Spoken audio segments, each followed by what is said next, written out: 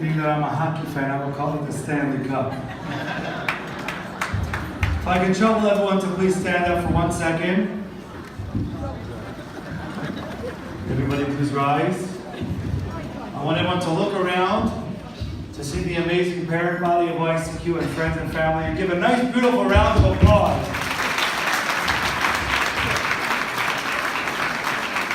Okay, you may now be seated. My parents and in-laws, unfortunately, were not able to be here tonight, as much as they really wanted to. I know that tonight, my parents and my in-laws are both going to call me up and ask how the award ceremony went and how my speech went. I want to be able to tell them that before I even started, I had hundreds of people on their feet giving me a round of applause. Thank you so much, Rabbi Landsman, for those amazing words. I am truly humbled and so appreciative of accepting this honor. YCQ has been my home for the past 17 and a half years, and I enjoy every minute of it. As much as I try to make my classes enjoyable and fun for my students, I have to be honest, and I do feel a little guilty saying this, but I think I have more fun than my students. I want to take this opportunity to welcome everybody to tonight's 77th annual dinner. Before I get into my message, I would like to take this opportunity to thank many people who have come from far and near to join myself and my family. My uncle and aunt, Rabbi Dr. Ben Zion and Finkelstein. Rabbi Dr. Saratsky is a renowned psychologist in the Jewish world, and I wouldn't want anyone to think that he came and sitting by my table for any other reason other than he is my relative. Avram Levi and Rivki Berman, Ari Saratskin, my brother Maishi's sister-in-law Tova, and my chavruta Mordechai Ansel. Thank you so much for joining us here today. Your friendships are never taken for granted. It means a lot that you came here. To my sister-in-law, Dr. Fagi Beanstalk, who is like a mother-in-law to me. And I don't mean that in a bad way. Traveling all the way from Chesterfield, Missouri for this dinner, it is much appreciated. And Hadassah is even more thrilled that you came. To my dear wife, Hadassah, words cannot express how thankful I am to Hashem that I have you. I don't know how you put up with me. I work full-time and still run an amazing home. You are really the one who deserves this honor, and I want to call up, I'm just kidding. To my beautiful children, Dovi, Ari, Nasi, Rachelia, and Shmuel, thanks so much for being the best family anyone can ask for. Thank you for allowing me to practice all my jokes and pranks on you guys before I try them on my students. Thank you also for giving up tonight's hockey game in order to be here today together with me. I personally can tell you how big of a sacrifice it is to give up a hockey game. To the dinner committee, led by Mrs. Reisy Zipsner, all I have to say is wow. Visiting the business office so many times over the past few weeks and seeing all that you do for this evening is truly remarkable. You're an amazing team, and I really enjoy working together with you for this dinner, especially because I did hardly any work. To Rabbis Landsman, Rabbi Lahner, Rabbi Kovitz, and all the assistant principals and fellow teachers, I am truly honored to work together with such an amazing team whose dedication to each and every child is second to none. And guys, hang in there, June is only 3 months away. A special shout out to my 5th grade inner circle, Rabbi Rohr, Rabbi Howard, Mr. Rayburn, Mrs. Hoffman, Maura Fried, and Ms. Rosenblum for putting up with me on a daily basis. I would be remiss if I didn't express my akar tatov to Rabbi Rosen Zatzal, who helped me out so much and welcomed me into the YCQ family so warmly. To this very day, Rabbi Rosen's methodology and ideas play a role in my daily lessons. Rabbi Rosen is dearly missed. A really special shout out goes to Mrs. Rolansky and Rabbi Bernstein, who have been my co-teachers for all 17 years that I've been in YCQ. Nobody can ask for better co-teachers. To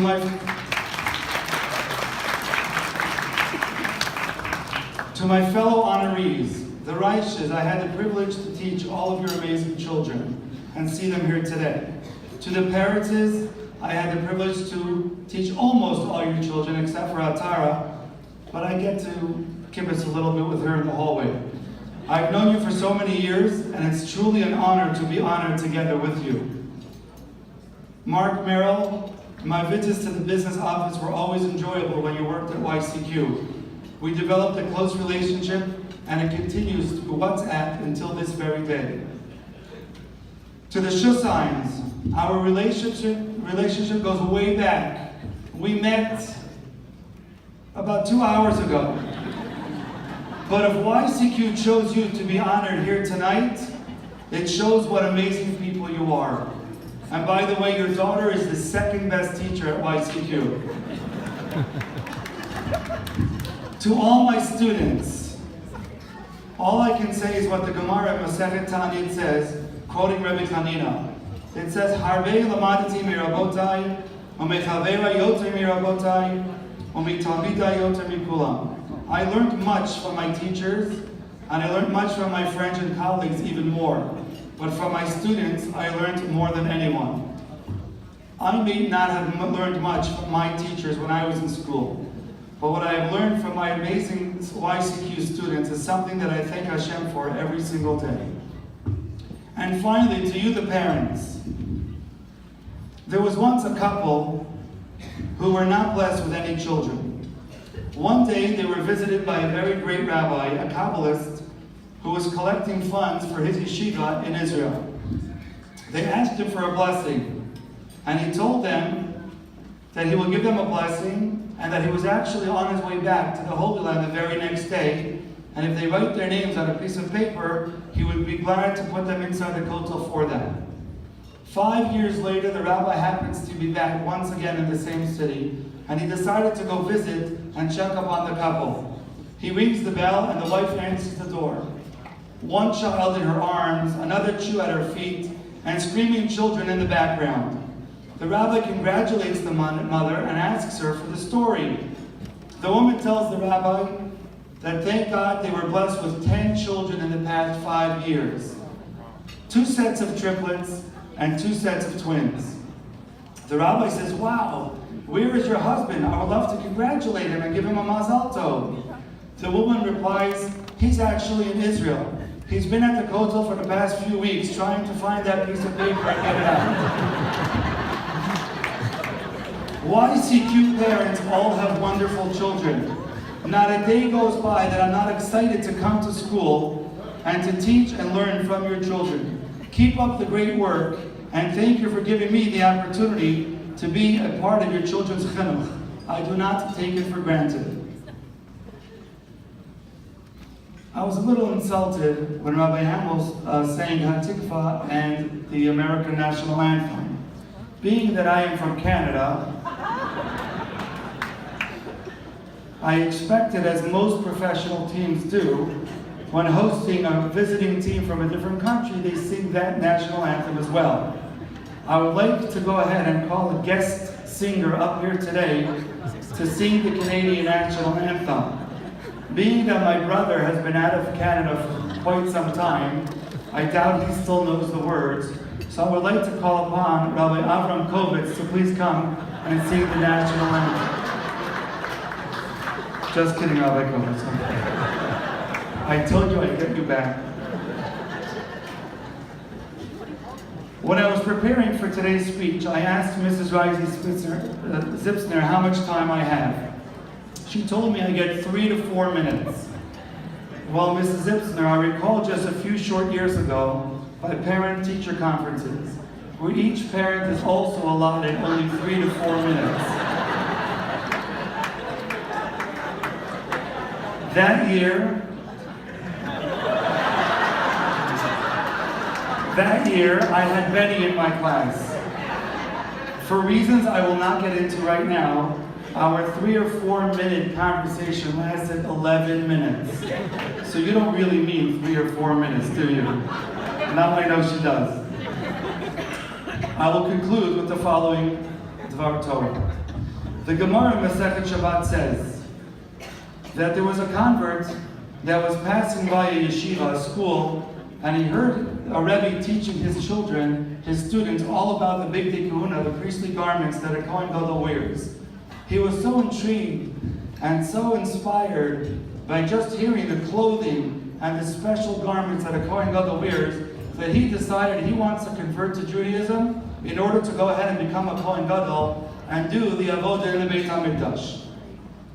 The Gentile goes to Shammai. Shammai refuses, seeing that the man had ulterior motives, refuses to convert him. The man then goes to Hillel, who explains to the Gentile that before becoming part of royalty, one must first learn all about the kingdom, the laws, the regulations, the uniforms. Hillel suggests to the man that he first go to enroll in a yeshiva, learn about Kohanim, about the Kohen, about the avodah, the services in the Beit HaMikdash. The man registers into a yeshiva and learns all about the Kohen Gadol's duty, his functions, and his responsibilities.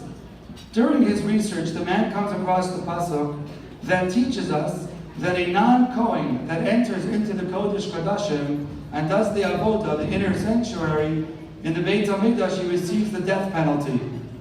At that moment, the man realizes that his very dream of wearing the Bigdei Kahuna will never happen. Since he was not born a Kohen, he will not be able to serve as Kohen Gadol. What does this man do? Does he feel insulted? Does he slam the Holy Torah books closed and start ranting how restrictive the Torah laws are? No, he does not. He goes back into the Beit Midrash and continues to learn Torah. A little while later, he returns to Hillel, who does indeed convert him into a Ger Tzedek, into a full-fledged Jew.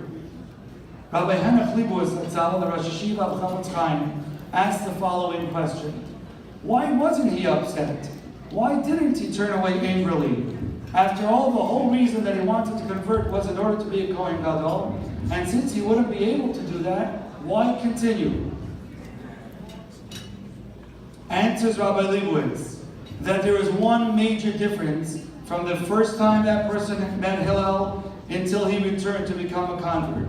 And that is that he walked into the Beit Midrash and started learning Torah.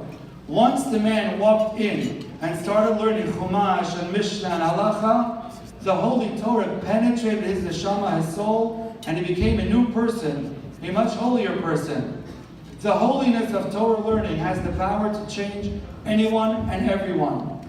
The great Saint Hillel knew that once the man is exposed to the sweetness of Torah learning and the amazing atmosphere of a yeshiva, once he tastes the holiness of the Torah, he would appreciate the Torah for it in itself without needing to wear the Bigdei Kahuna.